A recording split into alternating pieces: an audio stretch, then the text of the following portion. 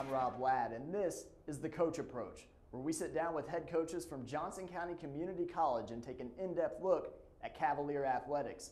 Today's guest is men's and women's tennis coach, Glen Moser. Coach Moser, thanks for being with us today. We'll start off with your women's tennis squad. Now, this is a team that finished 4-11 last year. You only have 2 sophomores on the roster, and you've had some sickness and injuries that has affected your squad this year. Yeah, Rob, right now we're 3-10. And in all honesty, if we had a healthy squad all year, easily 10-3. And I know that sounds crazy, but you know that's the way it is. We even haven't had our 1-2 punch or 1-2-3 punch all year long. So if we have everybody, and that's what we're shooting for come regional times, that everybody finally gets healthy and not sick, I think we've got a really competitive team. So we beat one of the teams in our conference that's a real contender, Seward County 6-3, and again didn't have everybody. So I think when actually, I think the score was 7-2 now. I look back, and the men were 6-3. So, yeah, I'm very hopeful, although till this morning, we just came back from a trip, and 2 girls that weren't injured, one has either torn cartilage or a sprained knee, and the other one has a real ankle problem. So, you know, but I'm still hopeful. We've got a nice squad when everybody's healthy. So we'll see how it goes. Our 1-2 punch is Haley Craig and Tracy Cooper, and I think they're as dynamic a 1-2 punch as we've ever had at this college. And as a doubles team, they haven't had the opportunity to play many matches together this year, but I've known from practice that they're going to be one of the better teams in the nation if we can get them both healthy and here at the same time. So I think that's a real possibility. So Mariana Gorjeska is from Macedonia, and she finished 3rd last year in the state in 5A doubles, and she just came back from an ACL injury and has played a few matches at doubles, and we're trying to get her into singles, and if she comes back, she's a real solid doubles and number 3 singles player, so that would help as well. So again, we got 3 matches in the next 6 days at home here, and that's going to tell us a lot for our regional tournament, which is 2 weeks away. So I'm very hopeful, though. Now, when you have the number of injuries you've had on both men's and women's rosters, in tennis, almost more than any other sport, that really affects everybody on the roster. Tell us a little bit about that. You know, people don't really understand that. I mean, if you lose a forward in basketball, you replace him with another forward. Again, he's not as good, but same way with a shortstop in baseball. You come in with your 2nd string shortstop, but in tennis, you lose a 1 or a 2, everybody moves up. So not only are we softer at that spot, everybody's a little uncomfortable because they have to move up a spot or 2, which is really what's happened to the ladies, and for a small part for the men, because Evan Santa on our men's team hurt his ankle right after, or his hip flexor, right after spring break, and we haven't had him back. So all the guys have had to move up. But again, this is college sports, and these kids have to reach back and you know, maybe perform in a role they weren't expecting to when they came here. So. Well, we'll jump over to the men's side now. Last year, your men's team finishes 19-2. You captured the school's 9th conference title, and I think that's your 9th conference title. Is that correct? In your 32 years coaching here. What's it been like for the men's team? You mentioned Evan Santa goes down, and he was your kind of top returning player from last year. What's the men's season been like to this point? Well, last year we were really blessed with probably the most talent we've ever had here in my 32 years of coaching.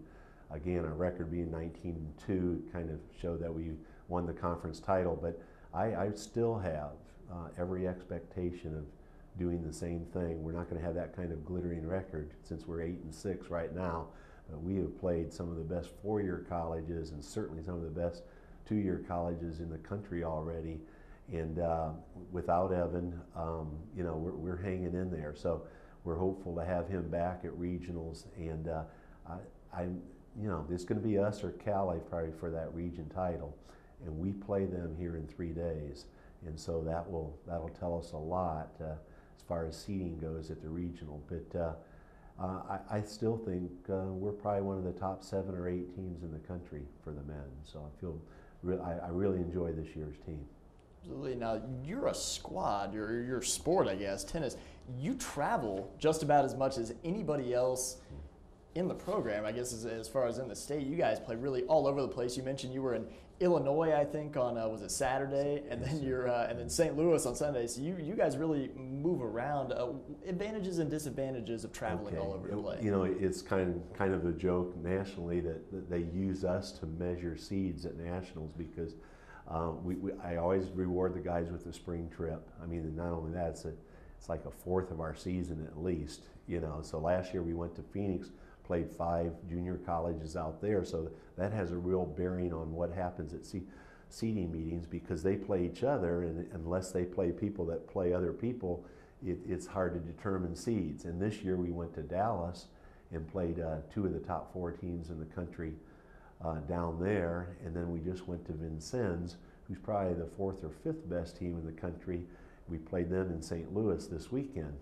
So they use us a lot to measure, you know, who should be seated, and hopefully it's us a lot of times, but you know, it's difficult. But the trips really, besides spring trips, you know, St. Louis isn't that big a jaunt. I mean, you know, 4 hours and we're there. So it's I think really rewarding, and there's getting to be fewer and fewer tennis programs. So it's not a matter of options so much for us now. We actually have to travel to find good people to play, and we're willing to do that. So yeah, it's been a lot of fun. You travel a lot, but you've also got kind of an international flavor on the team. You've got 6 foreign-born players on your team, but you only have 2 scholarships you can give out.